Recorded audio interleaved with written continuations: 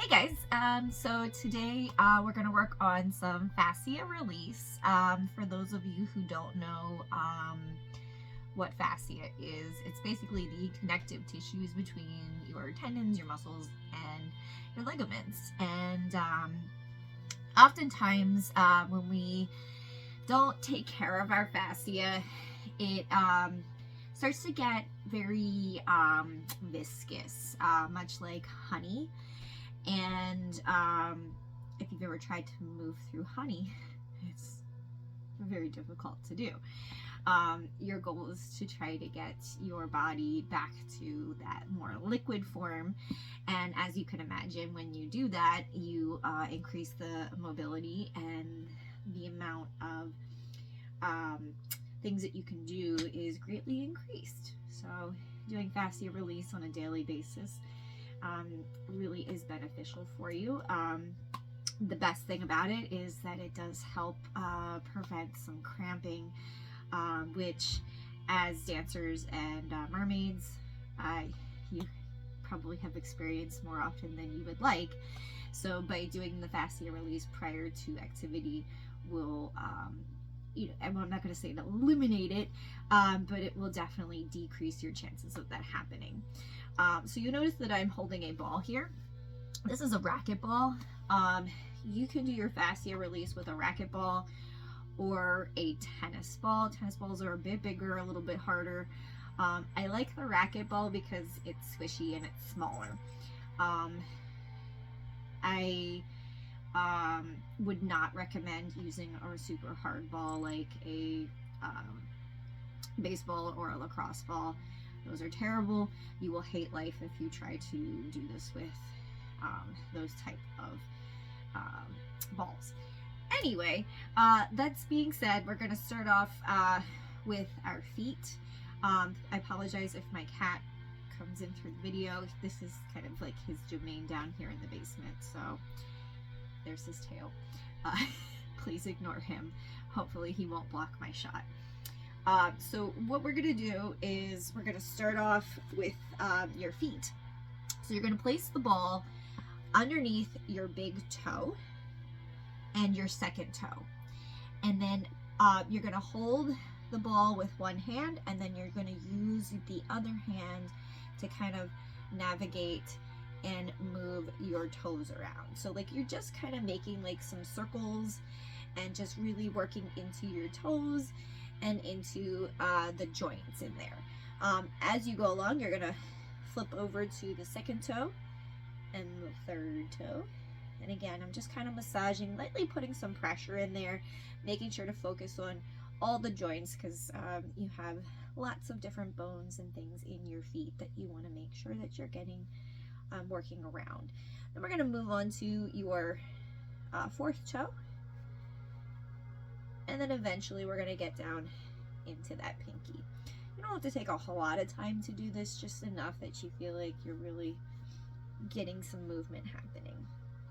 After you've done that, then you're going to start working into the foot part. So we're going to start on the inside into your arch, and I'm just taking from the ball of my foot, and I'm rolling around. So I'm at the top part close to my big toe, and then I'm making little tiny gentle circles and working my way out. My top hand is putting a little bit of pressure to help me get a little bit further down into that, and then I'm going to reverse my circle and go the other direction. So I'm working from the inside and then out. And if you want to do that a second time, you can. Working your way around and then coming back out. So now you have worked on the ball of your feet, you have worked on your toes. We're going to go down into the arch of your foot. So starting towards the ball of foot, and you're going to go all the way through that arch, down into your heel, and then roll back up. Move the ball slightly over to the side, and then repeat that rolling action going through. And everybody's body is a little bit different, and where you're holding that tension can be different depending on what kind of activities. Move over a little bit more. You're going to roll down again. We're just making our way across our foot. Good. And then eventually you'll get to the outside of it. But you'll notice that you'll have tension that falls into different places depending on what kind of activities and things that you are doing. So something that may work for right now may not work for the next time. Next, we're gonna roll on the heel. So nice gentle rolls. Again, this is all about how much pressure you want to put. So if you're really feeling tense, and sometimes you're going to feel like these like little snap, crackly, poppy feelings, that's the fascia, and that's okay. It's a good thing. You're making it so that it's not like that anymore. All right, so after you've done that one foot, we're going to go ahead and switch over to your other foot. If you want to, just for a second, just like do like a little flex and point and feel against the other foot, and there should be less stiffness, less resistance on the foot that you just worked on. So now we're going to the other foot. Gigi, please, baby. I apologize for his fluff. So we're starting with our big toe and our second toe. So just really rolling in there, giving them a nice massage, working them into the ball. And then you're gonna move over so that you're onto your second toe and your third toe, into the fourth, and then lastly getting into that little pinky. Get all your piddles. And then going onto that ball of your foot. So remember, we're making little circles, starting on the inside of your foot and working your way to the outside. Little tiny circles. And again, pushing down with your hand to allow to get yourself a little further deeper, and reverse your circle and your direction, moving back into the ball part of your foot, up near your big toe. Good. I'm going to do a second time because I did it twice on the other foot. I don't like being uneven. And then going back the other direction. Beautiful. All right, now we're going, I'll turn this sideways so you guys can kind of see how I'm rolling. Kind of stop where my heel is, and then I roll it back up. Shift it a little bit over. Roll it on down. Roll it back. Shift it. Roll. Shift. Roll. Shift. So you get to that outside of the foot. Sometimes when you get to the outside of the foot, the ball tends to like to roll away. You notice that I'm using a very squishy yoga mat that prevents that from happening. If you are rolling on a hard floor, the chances of the ball rolling away are a lot higher. That's okay. This is not a fast process, so you take your time on this. Do it as you need. And again, if there's areas where you feel like you need to stop and you need to focus, like right here for me, it's really stiff. So I might take a minute and just kind of roll in there instead of just going through that longer roll. And you're gonna get down to your heel. And again, making some circles. You can change your direction, make your circles bigger, make your circles smaller, whatever feels best for you. This is your self-care, and this is your time to take care of your body. Okay. Next up, we're going to work on our shins. It's a really difficult place to get to normally. You put a lot of tension in there, unaware of what you're doing, until you try this exercise, and then you're like, oh man, I didn't realize I was doing that. So basically, you're going to take the ball, you're going to find just a little bit below where your knee is, and it's over to the side of your bone. You're gonna take your hands, you're gonna hold them nice and tight, lift up your leg, and you're just gonna do a circle with your ankle. And what that's doing is the ball being held in place is releasing that fascia from there. Reverse your circle. Good. And then you're going to take the ball and you're going to come down just a little bit, grab it again, hold it nice and tight, and circle. You may or may not feel this. You might not put as much tension into your shins as I do, but I sure feel that. And then we're going to do that one last time, rolling it down just a little bit more, doing that circle, and then reversing that circle. Very nice. Okay. Then we're going to shift over to our other leg. Again, coming a little bit below where your kneecap is, right on the outside of that tibia. And we're going to go ahead and circle. Ooh, lots of snap crackles, that's good too. And then go the other direction. Roll it down just a little bit, hold it nice and tight, circle your ankle, circle it back, and then bring it down one last time. Circle and circle. Beautiful. You can add a little flex and point action if you would like. There's that. Okay, this next one does not feel good. I'm not gonna lie to you. It feels terrible, but it feels better after you're done.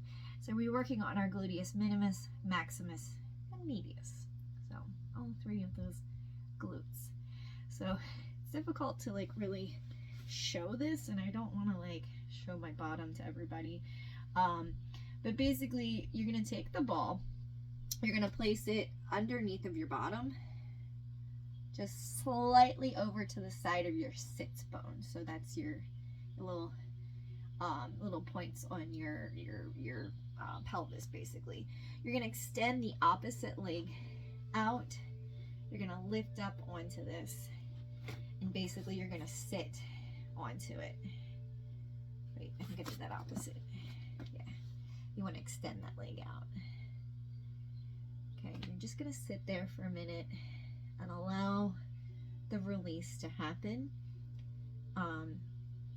Breathe into it. If it's too much for you, you can always lift up a little bit and still allow the release to happen. You're just not putting as much pressure or weight into the ball. After we've done that, then we're going to go ahead and shift the ball over just a little bit, down and over, and allow that to happen. So really let your weight sit down into it. Hi, Gigi. Breathe. Excellent. And then we're going to do it one last time, shifting down and over just a little bit more, breathing into it.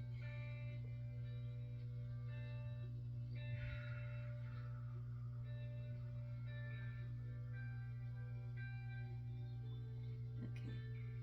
We're going to go ahead and roll over onto your stomach, and you're taking that ball with you. It's difficult to show, but basically the ball is going to be underneath my quad, and I'm just going to do a rolling forward and backwards, allowing that ball to get into the quad. And you can move out to the side, you can rotate a little bit more into the front. And again, if you find a stiff spot, you can kind of pause, allow that release to happen, and then keep on going with it. Great. And then we're going to go head over to the other leg. So again, placing it just slightly over to the side of your sits bone. Extend the same leg out, other leg is bent, and you can share that weight with your arms. You can just kind of take the whole weight all the way down. I'm just breathing. Good. Uh-oh. Gigi, no, baby. Sorry. He's smelling the camera. All right. Okay.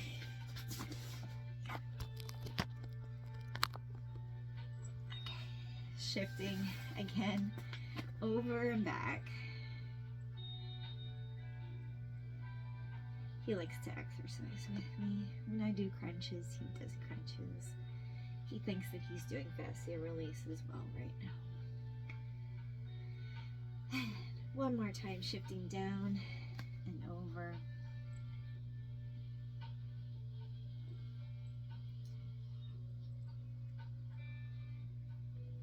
And then we go onto your belly.